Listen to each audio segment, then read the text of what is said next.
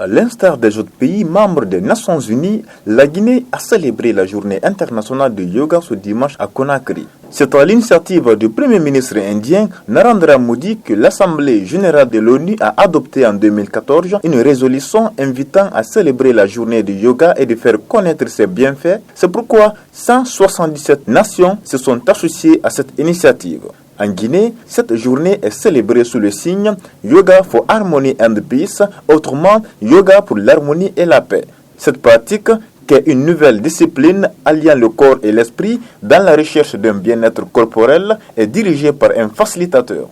En fait, la journée internationale du yoga, c'est le 21 juin. Mais comme ça tombe en semaine, chacun organise. Il y a eu au Sénégal, c'était dimanche dernier. En Côte d'Ivoire, c'est ce dimanche, comme ici en Guinée. En fait, l'année dernière, c'est bien tombé. C'est tombé dimanche 21. Mais cette année, c'est tombé mardi 21. Et mardi, tout le monde travaille, tout le monde est... Et on n'aurait pas pu vraiment faire une cérémonie assez longue. On aurait été obligé de bâcler. Donc, il y a des gens qui ont fait des soirées yoga.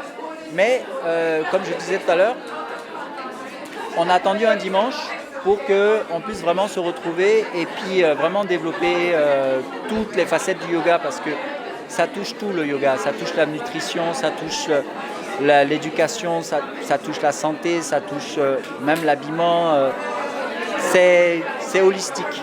Yoga veut dire union entre le corps et l'esprit. Yo, c'est le corps, ga, c'est l'esprit, ou bien l'inverse. En sanskrit. Donc le sanskrit, c'est une des premières langues parlées sur la planète il y a environ 6000 ans.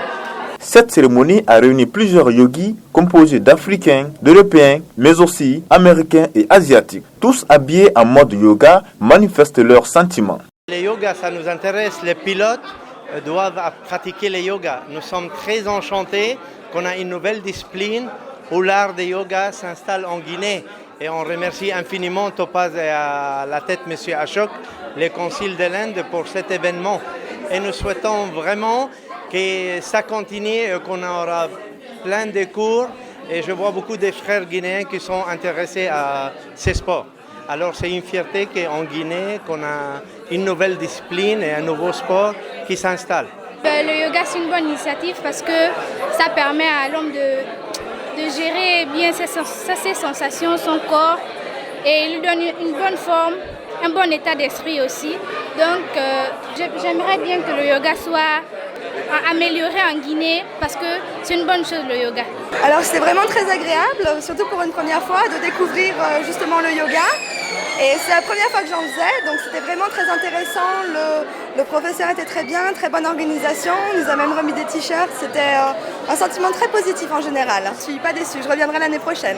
À retenir que cette journée a été célébrée en différé puisqu'elle est décrétée le 21 juin de chaque année. Et cette discipline a de nos jours un ministère en Inde, rien que pour relancer cette pratique. C'est pourquoi elle a été organisée en Guinée par le consulat honoraire de l'Inde et c'est sa 2e édition.